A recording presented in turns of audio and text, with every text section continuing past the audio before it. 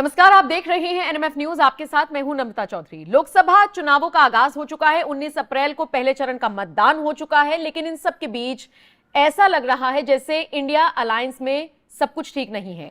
और ऐसा मैं इसलिए कह रही हूं क्योंकि तरह तरह की खबरें आ रही हैं। कभी खबरें आती हैं सीट बंटवारे को लेकर, कुछ जगहों पर पेंच फंसा हुआ है। फिर तेजस्वी का बयान सामने आता है जिसमें वो कहते हैं कि या तो एनडीए या तो फिर आप वोट दे रहे हैं इंडिया को तो सोच समझ कर दीजिएगा। और इन सब के बीच फिर हम एक ऐसा वीडियो देखते हैं जो रांची से सामने आता है, जहां पर शक्ति प्रदर्शन किया जा रहा था सो कॉल्ड इंडिया गठबंधन की तरफ से, जहां पर एकता की मिसाल दी जा रही थी। लेकिन वहां पर आरजेडी और कांग्रेस के नेता आपस में इस कदर भिड़ जाते हैं कि कान से खून निकल रहा है, सिर से खून निकल रहा है, मार पिटाई हो गई, कुर्सियां फेंकी जा रही हैं। पंकज जी, ये कैसा घमासान है जो आपस में ही लड़े जा रहे हैं? ये क्या लड़ेंगे एनडीए से? और ये चुनाव के पहले है, गलती से सरकार बन गई तब देखिएगा, बिल्कुल गोलियां ना चल जाए तो। मैं और इंटरेस्टिंग बात बताता हूं। दिल्ली में कांग्रेस ने दो लोगों को टिकट दिया है, कन्हैया कुमार और उदित राज। एक एक कर कहानी बताता हूं। उदित राज के खिलाफ एक सुरेंद्र हैं, वहां पे कांग्रेस के बड़े नेता हैं। उन्होंने अरविंदर सिंह लवली के सामने इन्हें बाहरी कह दिया। अच्छा। हो गया झगड़ा, बीच बचाव करना पड़ा। और आज भी कांग्रेस में डिमांड हो रही है कि ये उदित राज और कन्हैया का टिकट काट के किसी स्थानीय को दिया जाए। और अंदर की खबर यह है कि अलका लांबा भी टिकट के लाइन में थी, लेकिन उन्हें मिला ही नहीं। और कन्हैया कुमार को तो एक कांग्रेसी ने कम्युनिस्ट और टुकड़े टुकड़े गैंग कह दिया, कांग्रेसी ने कह दिया। और आज भी डिमांड है कि इसका टिकट काटा जाए। ये तो बिहार का है। टुकड़े टुकड़े गैंग कहा है कन्हैया कुमार को, बाहर के कोई लोग नहीं कह रहे हैं। तो 3 सीट लड़ने को मिली, 2 पे कैंडिडेट घोषित किया, दोनों जगह पे आप बागी हैं। ये दिल्ली के राजधानी की बात है। और मैं बताता हूं, अब आइए बिहार। बिहार में टिकट नहीं मिला तो कांग्रेस के 3 विधायक आ गए इधर। पप्पू यादव को कांग्रेस ने शामिल कराया, प्रॉमिस किया कि टिकट देंगे, वहां दे दिया आरजेडी ने टिकट। कांग्रेस से अनाउंस करते उसके पहले आरजेडी ने अनाउंस कराया, सिंबल उम्बल दे दिया, फोटो वोटो खिंचवा लिया बीमा भारती को। अब पप्पू यादव पूछ रहे हैं कि भैया पार्टी भी लय कर दिया, खत्म कर दिया, तुम में शामिल हुआ, टिकट भी नहीं मिला। तो कांग्रेस कही कि एक काम करो ना, चुपके से लड़ जाओ, जो होगा देख लिया जाएगा। हम ऑफिशियल नहीं कहेंगे, हम तो कहते रहेंगे कि आरजेडी के साथ एक है, एक है, एक है। लेकिन तुम जीतो या वो जीते, हमारे लिए तो एक ही बात है। तो किसने पूछा कि अगर इन दोनों की लड़ाई में जेडीयू जीत जाए तो इसका जवाब दिया तेजस्वी ने कि ठीक है, देना है तो बीमा भारती को दीजिए, और नहीं तो फिर एनडीए पप्पू को मत दीजिए।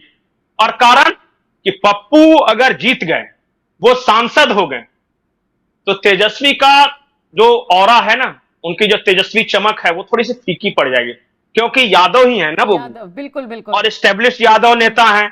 तो लालू कैसे बर्दाश्त करे कि उनके बेटे के सामने कोई दूसरा यादव नेता चमक जाए। और यही हुआ है नवादा में भी। हमेशा से बेचारे राजबल्लभ यादव वगैरह लड़ते रहे हैं, वहां बुमियार बनाम यादव हुआ। इस बार लालू यादव ने कहा कि राजबल्लभ यादव लगता है इस बार जीत जाएगा, बहुत चमक रहा है। एक काम करते हैं, एक कोयरी को दे देते हैं। अब आइए, राजबल्लभ यादव हो गए बागी, उन्होंने विनोद यादव को खड़ा कर दिया, और वो कह रहे हैं कि हम नहीं जीतेंगे तो लालुओं के कैंडिडेट को नहीं जीतने देंगे। अब कहीं कोई ददन पहलवान खड़ा हो गया। ददन पहलवान सांसद रह चुके हैं, वो भी बागी हो गए। तो कहानी बस इतनी है कि बिहार में 1 दर्जन ऐसी सीटें हैं जहां पे बागी खड़े हैं कुल मिला के। और सिर्फ एक कारण कि तेजस्वी के सामने न कोई बड़ा मुसलमान नेता पैदा हो सके, न कोई बड़ा यादव नेता। जो रहे वो इनके अंडर रहे। बीच में मीसा भारती बहुत उछल रही थी कि ये भी नेता बन सकती, 2 बार राज्यसभा गई, तो ये वो। तो लालू ने कहा अच्छा मेरे बेटे के आगे, बोला एक और बेटी उतरो रे छपरा से। हाँ, अब तो बैलेंस होगा। और फिर अब बाकी किडनी उडनी की कहानी में अभी संशय है। मुझे ये नहीं पता कि दिया नहीं दिया, लेकिन मीडिया के एक हल्के में चल रही है कि दिया हुआ नहीं, वो सब कहानी है। अब मुझे नहीं पता, क्योंकि सिंगापुर तो मैं गया नहीं, मैंने देखा भी नहीं।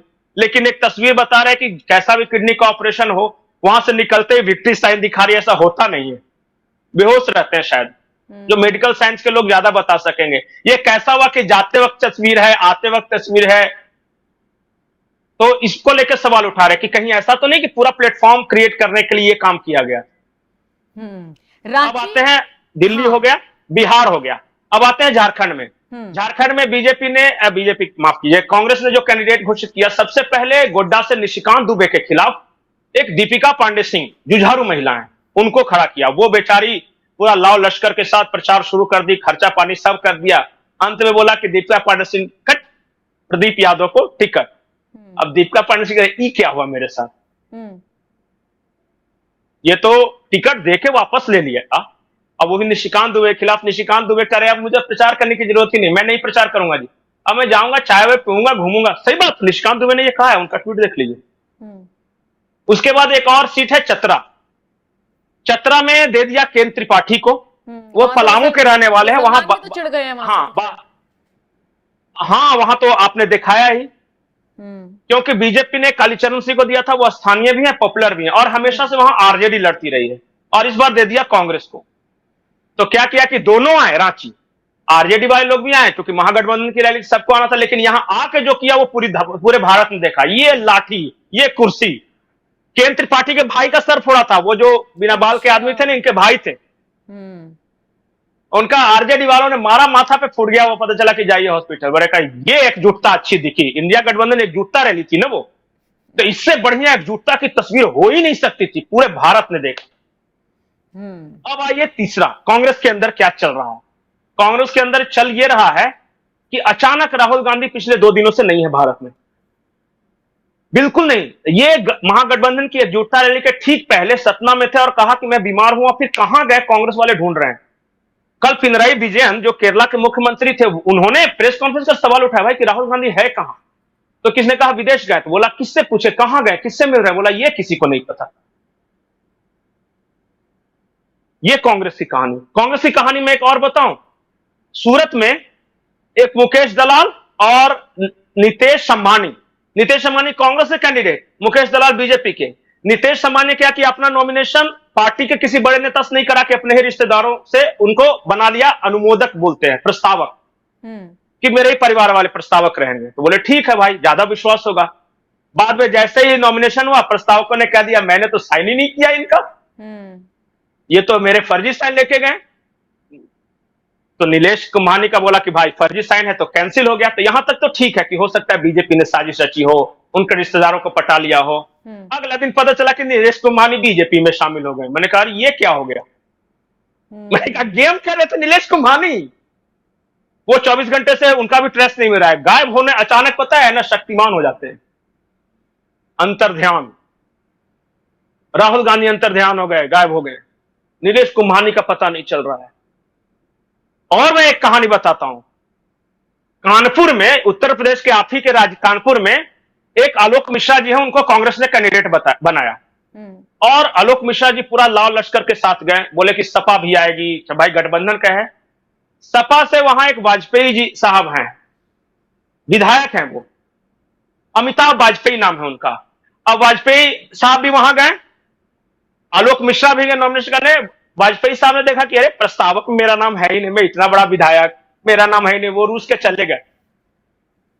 और पता चला ये आलोक मिश्रा साहब, पता चला पूरा मीडिया का कैमरा लगा, फोन करके अमिताभ भाई आ जाओ, तुम हो प्रस्तावक, हो कर रहे हैं वो, कि मैं आज नहीं आऊंगा, कल आऊंगा नॉमिनेशन करे प्लीज, हाँ जो ऐसे लड़ रहे हैं मोदी से। ये मैं कहानियां सुनानी शुरू करूंगा। अब मैं बताता हूं एक और, एक विमोल तमांग है दार्जिलिंग से, कांग्रेस के, वो जनरल सेक्रेटरी हैं वहां के, आके जनरल सेक्रेटरी, ये इनको टिकट लेना था, इनको नहीं दिया, तो अगले दिन मीडिया को बुलाया, लगे बीजेपी के कैंडिडेट की तारीफ करने, अरे बीजेपी वाला तो इतना बढ़िया है, ये है कांग्रेस के जनरल सेक्रेटरी, कल ही सस्पेंड किया है पार्टी से 6 साल के लिए। जितने राज्य चाहिए उतनी कहानियां। नहीं, इसमें एक और एंट्री हो गई, सबसे बड़ी कहानी तो एक और एंट्री हो गई है सैम पित्रोदा। हाँ वही तो, उन्होंने नया मुद्दा छेड़ा है अमेरिका से यहाँ के लिए। हाँ ये पता नहीं, ये सुरेंद्र गंगाराम पित्रोदा थे, और बोलना नहीं चाहिए, लेकिन ये जाति के बढ़ई थे, इनको अच्छा नहीं लगता था वो नाम सुरेंद्र गंगाराम, तो इन्होंने कहा सैम, आई लाइक इट, तो फ्रेंच का दाढ़ी रखा और सैम पित्रोदा कह के वो चले गए विदेश, अंकल सैम, और वहां से बड़ी बड़ी बातें कर, अंकल सैम, हाँ वहां के प्रेसिडेंट को बोला जाता है ना अंकल सैम, तो उससे कम में ये क्या मानते गंगाराम जी, तो सैम बन गए।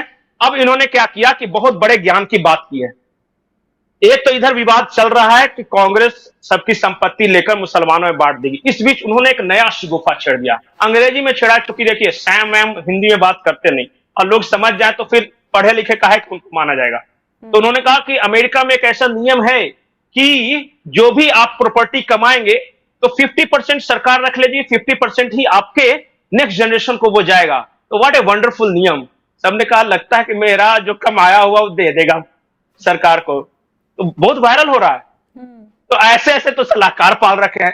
तो हरि अनंत हरि कथा अनंता, राहुल गांधी से शुरू कीजिए, उनके सैम पित्रोदा से लीजिए, उनके कैंडिडेट से लीजिए, ये और सबका चैलेंज यही है कि इस बार तो राहुल गांधी जननायक, और जननायक हो गए अंतर्ध्यान गायब। अब 2 दिन से खोज रहे कांग्रेसी कि जननायक गुहार लगा रहे हो आरती की जल्दी प्रकट हो भगवान। ठीक है, चलिए। और ये मैंने पिनराई विजयन ने कहा है कि मैं नहीं कह रहा हूं कि पिनराई विजयन कह रहे हैं कि 2 दिन से कहां गायब हो गए भाई वो। और ऐसे बनेगा इंडिया गठबंधन। मैं पहले ही बोलता था कि इंडिया गठबंधन, पहले इंडिया एक था, बीच बीच में डॉट डाला है ताकि एक एक कर अलग करने में आसानी हो। डी उधर गए, आई इधर गए, डी मतलब दीदी। केजरीवाल बेचारे ए है, वो जेल में है, तो वो सारे इंडिया का, नीतीश जो बनाने वाले थे वो तो कहां है पता है।